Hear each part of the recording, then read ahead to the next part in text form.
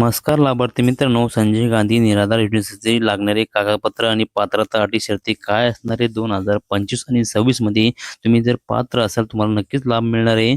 या योजनेबद्दल संपूर्ण माहिती घेऊयात मित्रांनो. संजय गांधी निराधार योजनेसाठी अर्ज करणाऱ्या व्यक्ती महाराष्ट्रातील निराधार अथवा विधवा, अपंग, गंभीर आजारी किंवा इतर गरजू व्यक्ती असाव्यात. त्यांची कौटुंबिक वार्षिक उत्पन्न जे आहे मित्रांनो आता 21,000 रुपये असणे आवश्यक आहे. कारण की यापेक्षा कमी आहे किंवा 18 वर्षावरील यासाठी अ, अर्ज आधार कार्ड, उत्पन्नाचा दाखला, BPL किंवा उत्पन्न 21,000पेक्षा कमीचा पुरावा, तहसील कार्यालयाचा वयाचा पुरावा आणि अपंग असल्यास अपंगाचे प्रमाणपत्र इथं आवश्यक आहे. आणि अर्ज जो दार आहे तहसीलदाराकडे हा करावा लागणार आहे. कारण की अर्ज हा ऑनलाईन पद्धतीने सुद्धा करावा लागतो, पण हा ऑफलाईन पद्धतीने केला तर बेटर राहील. कारण की तुम्हाला लवकरच याचा लाभ हा शिथिल होईल. कारण की मित्रांनो आता त्याची जी पात्रता, निकष, अटी, शर्ती, एलिजिबल क्रायटेरिया काय असणारे संपूर्ण माहिती तुम्हाला देतो मित्रांनो. वय 18 ते 65 वर्षापर्यंतचे पुरुष आणि महिला यांचे वय हे समान ठेवण्यात आलेले आहे. निराधार, विधवा, घटस्फोटित, अनाथ, शारीरिक मानसिक आजार असलेले, गंभीर आजारांनी त्रस्त असलेले, क्षयरोग, कर्करोग या कुष्ठरोग किंवा अत्याचारित महिला याचा लाभ घेऊ शकता. उत्पन्न मित्रांनो काय असणार आहे, कसा दाखला तुम्हाला पाहिजे. उत्पन्नाची कुटुंबाची वार्षिक उत्पन्न जे आहे मित्रांनो 21,000 रुपयांपेक्षा कमी असावे किंवा दारिद्र्य रेषेखालील तुमच्याकडे BPL कुटुंबातील तुमच्याकडे दारिद्र्य रेषेतील कार्ड किंवा तुमच्याकडे राशन कार्ड असणं हे आवश्यक आहे. कारण की आता रहिवासी हा अर्जदार महाराष्ट्राचाच असणे आवश्यक आहे. बरेच जण कमेंट करतील आम्ही बाहेर देशात राहतो पण आम्हाला हा लाभ मिळणार का, पण तुमच्याकडे याचा पुरावा सुद्धा हा लागणार आहे.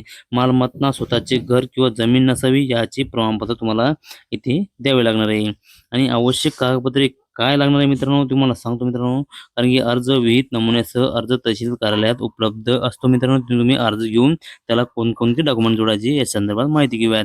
ओळखपत्र म्हणजेच आधार कार्ड तुम्हाला इथे जोडावं लागेल. उत्पन्नाचा दाखला, BPL प्रमाणपत्र, उत्पन्नाचा दाखला 21,000पेक्षा कमी तुम्हाला इथं द्यावं लागेल. कारण हे तहसील कार्यालयामध्ये तुम्हाला मिळणार आहे. वयाचा पुरावा, जन्म प्रमाणपत्र किंवा इतर वयाचा दाखला तुम्हाला इथे जोडावा लागणार आहे.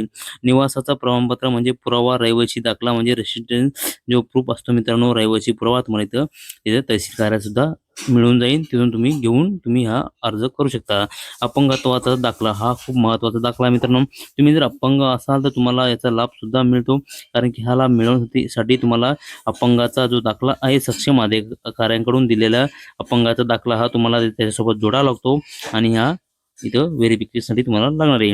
बँक पासबुक जे असते मित्रांनो, तुमचं जे आधार सीडिंग असतं तुमच्या बँकेला जे आधार सीड आहे म्हणजे DBT मार्फत सरकार आता पैसे जमा करत आहे. त्यामुळे आता तुम्हाला आधार सीडिंगचं जे बँक खातं आहे ते तुम्हाला इथं जोडायचे आहे, दुसरं कोणतंही जोडायचं नाही.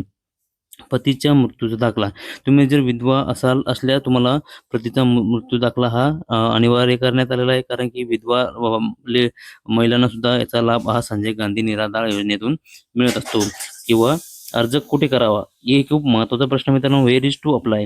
कारण की आता तहसील कार्यालय, जिल्हाधिकारी किंवा तलाठी कार्यालय आपले सेवा केंद्र पोर्टलद्वारे ऑनलाईन अर्ज सुद्धा करता येतो. पण तुम्ही ऑफलाईन अर्ज केला तर तुमच्यासाठी हे सोयीस्कर पडेल आणि तुमचा अर्ज डायरेक्ट तहसील कार्यालयामध्ये हा जमा होईल. कारण की आता लाभार्थ्याचे जे स्वरूप असते, बेनिफिट्स काय असणार आहे मित्रांनो त्या संदर्भात माहिती घेऊया.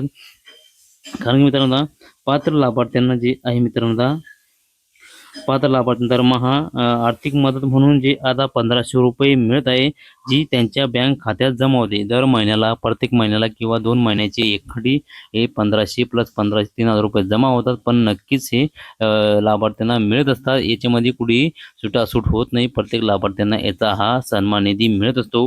कारण की आता बऱ्याच लाभार्थ्यांकडून माहिती येत होती की 25 रुपये हे कोणाचे वाढले. संजय गांधी निराधार किंवा श्रावणबाळ योजनेतील लाभार्थी जे आहे मित्रांनो, तुम्ही जर अपंग असाल, अपंग लाभार्थी जे आहे आता अपंग लाभार्थ्यांना आता हा लाभ जो 1500 वरून जो लाभ आहे मित्रांनो, आता अपंग जे लाभार्थी आहे, जे पात्र धारक आहे, अशा लाभार्थ्यांना 1500 वरून सरकारने आता 2500 रुपये असा दरमहा मिळावा यासाठी जी-आर सुद्धा निर्गमित केला होता आणि त्यांना आता नोव्हेंबर महिन्यापासून सर्वांना 2500 रुपये महिना म्हणजे 1500 वरून डायरेक्ट 1000 रुपये त्यांच्या खात्यामध्ये एक्स्ट्रा टाकण्यात येत आहे. कारण की हे तुम्ही म्हणाल की सर्व लाभार्थ्यांना मिळत आहे का? नाही मित्रांनो, फक्त अपंगाचा दाखला असल्यास अपंग व्यक्ती जो असेल त्यांनाच याचा लाभ हा 2500 रुपये करण्यात आलेला आहे. संजय गांधी निराधार किंवा श्रावणबाळ योजनेतील लाभार्थ्यांना हा लाभ मिळाला नाही, कारण की त्यांना 1500 रुपयेच राहणार आहे. आता अशी माहिती सरकारकडून देण्यात आलेली आहे. कारण की त्यांना सुद्धा आता 2500 रुपये मिळालेले आहे, कारण की नोव्हेंबर महिन्यापासून याचा हा लाभ वितरणास सुरू करण्यात आलेला आहे.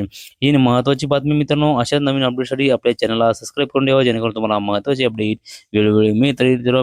मित्रांनो भेटूया मित्रांनो नवीन माहितीसह, नवीन व्हिडिओसह. धन्यवाद. जय हिंद, जय महाराष्ट्र.